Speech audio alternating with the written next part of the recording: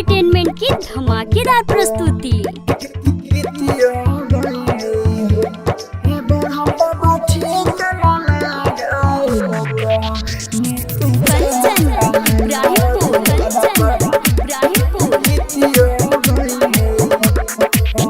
कोहरा के घर से बढ़म बाबा जिया मंगवानी हो, ए बौधी मैया जिया मंगवानी हो, ए हो मैया हमानी पर रही हंसाए थाना पर रौरा गीतियो गईनी हो, ए बढ़म बाबा हमानी पर रही हंसाए थाना पर रौरा गीतियो गईनी हो।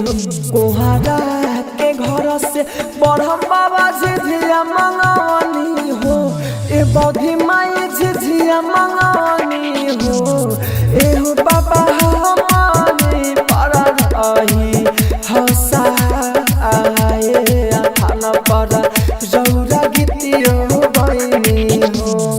Mix by AG recording studio.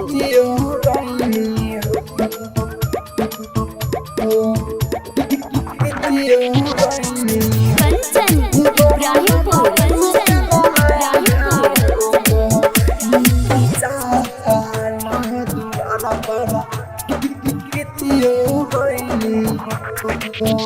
डोइनी के डोरे कोइने ना तारा घरे हो, उ हमन के देखिए के जारे हो, ए बढ़म बाबा ठीक ना लागे हो कह जे हजार दुआरा पर रौरा झिझियो गईनी हो, ए बढ़म बाबा ठीक ना लागे हो कह निके चाल दुआरा पर रौरा गीतियो गईनी हो।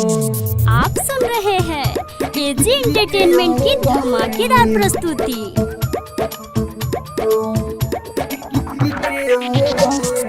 कंचन इब्राहिमपुर,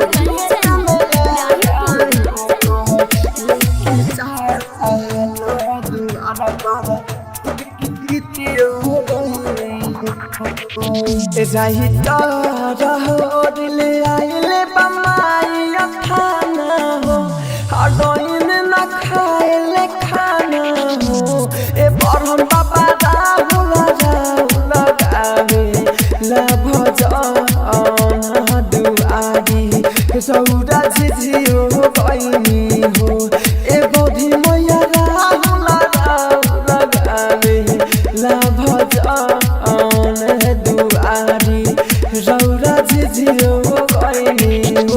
कोहरा के घर से बढ़म बाबा झिझिया मंगवानी हो, ए बौधी माई झिझिया मंगवानी हो, ए हो माई हमारी पर रही हंसाए थाना पर रौरा झिझियो गईनी हो।